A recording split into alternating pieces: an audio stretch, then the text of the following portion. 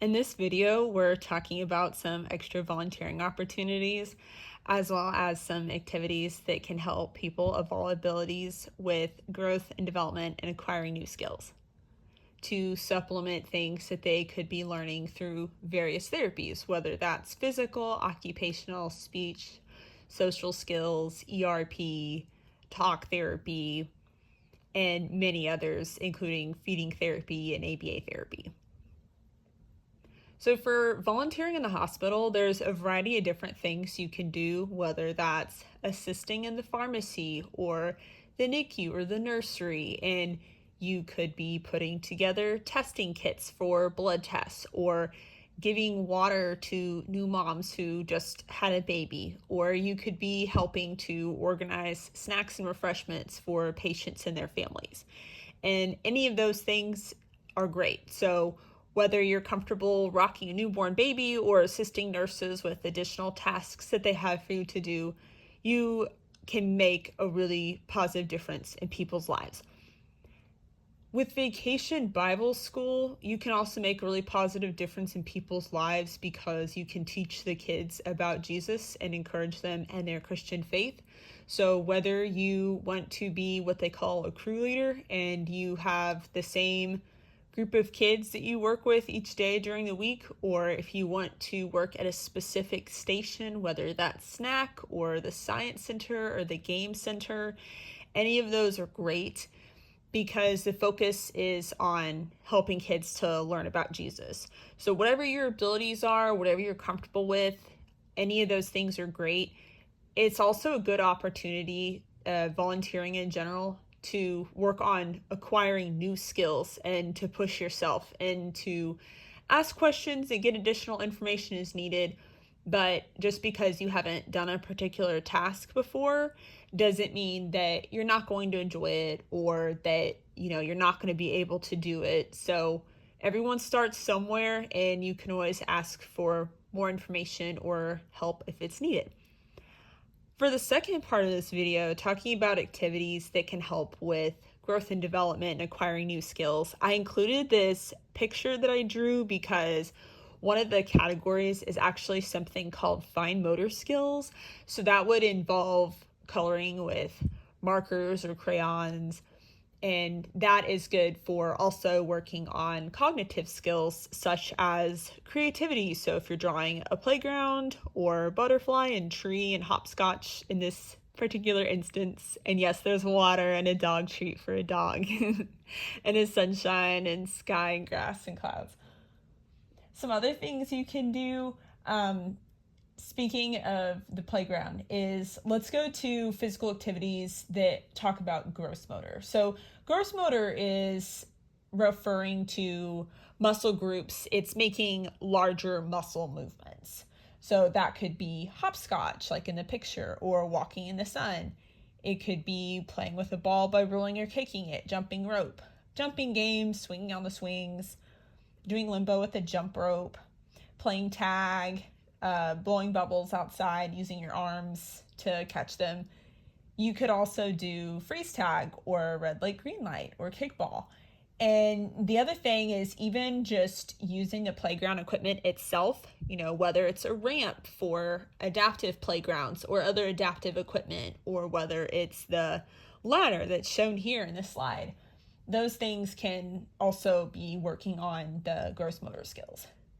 There's also adaptive sports. So whether it's basketball or whether it's baseball or anything else, there's different organizations out there that are really good for people of all abilities and needs, and so that they can still participate and have fun. And then the other thing too, just kind of like a little side note, talking about adaptive things, there's also adaptive clothing. So it doesn't even have to be for an outdoor activity, such as what's depicted here. It could be for going to school or preschool or just day to day. There's a lot of different adaptive clothing out there to meet your needs, whether you're a kid or an adult. So you can check that out too. And I want to emphasize for people, because we all have different abilities, It doesn't have to be all or nothing. So even if you have things that you need to do differently in your life, that's totally fine. There's absolutely nothing wrong with that. Whether it's meal prep or how you play outside or how you study for school, those are all, there's many great ways that you can participate in these things. And the other thing is you can modify any of these activities to suit your abilities. Okay, so a couple of other things too that I want to mention with volunteering in general. It can be really nice if you're volunteering with a group of people to just be really welcoming and encouraging to the people there that you're volunteering to help. And, just inviting, even if you're like, well, I haven't really done this before, or, I haven't met these people, or, I'm kind of not really too sure about social situations. What do I say? What do I do? The situation's different than another one. But this is a way to work on your skills and expand. The other thing too is talking about some cognitive things that can help people with development. You can talk with, for example, if you're working with a child, what activities you're doing with them, or an adult, as applicable. You want to make eye contact when you're speaking with them, and you can name items that you're using or colors, and there's prepositions, and you can read and look at picture books for kids. You can ask the children questions and wait for them to respond so they have time to think about it. Also, wanting to point out here that communication does not have to be verbal. There's a lot of nonverbal ways that people can communicate with you. So whether that's their facial expressions, the types of sounds that they're making, or hand gestures, or anything else, there's a lot of ways. Maybe it's showing you pictures or using other languages to communicate with you. There's a lot of different things out there, so it doesn't have to just be just because, like, let's say you're reading a book to somebody, even if they're not able to verbally answer the question, they could understand what you're saying. So maybe they'll just communicate in a different way. And if they're also having trouble with communication, like I had said at the beginning of the video, there's different types of therapies available to help people work on whatever skills that they're needing help with. Another thing you can do with cognitive development and social development is you can sing a song. Caleb has excellent songs you can sing along to. There's also things you can do, such as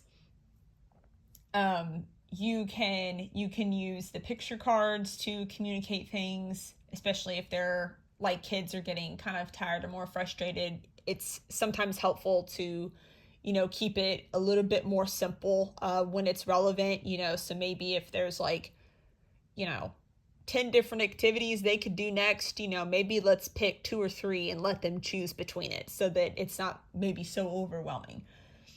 And then the next thing you can do is when you're looking at the picture books, you can talk about the pictures themselves. So even if you don't read the words in the book or all the words, you can just talk about the pictures, and that kind of mixes it up and keeps it interesting. If, they want you to read it over and over and over, you can do that as well. The other thing is, another thing that can come up is, we all have different things that are going on with our health, and sometimes people need glasses or different types of braces or other assistive devices. So one thing that I've seen pop up before is if someone has a brace that they need to wear, whether it's for cerebral palsy or a scoliosis or something else, maybe they could be experiencing pain or they're not happy with the way it looks. So here's some things that could help. And you always, want to check with your providers before making any changes to these things. And there's actually different things they can do to change around the devices if they need to. So I'm just going to stick with the scoliosis brace just for simplicity, but this can apply. There's all kinds of adjustments for all kinds of assistive devices in the way you do activities. So for scoliosis specifically, or for braces for cerebral palsy, maybe if it's the way it looks, again, there's adaptive clothing, and maybe it can be more comfortable to wear the brace. If it's someone who really likes stickers, then maybe they can put some stickers on it. Sometimes walking and stretching or doing other activities with whether it's their arms or legs or whatever it is, that can help to kind of loosen up the muscles, and the brace can work better and be more effective, and there can be less pain because the muscles have had a chance to exercise and stretch. Sometimes providers can add padding to see if it helps with pressure points, or, the other thing is they can, again, this is, where you'd have to go to the providers, but see if they can work up to how long they're wearing the brace. So maybe it's a couple hours one day or one night, and then maybe in like a couple days it's a few more hours, and then they can kind of increase to where they're supposed to be, however long they're supposed to wear it during the day or night or both. And sometimes braces have different settings too, so if there's ones that are a little bit looser, just to kind of get used to it and have the feel for it, and then over time they're able to tighten it, as your body adjusts to it. So it really just depends on whatever the condition is and whatever your providers are saying. And then the other thing too is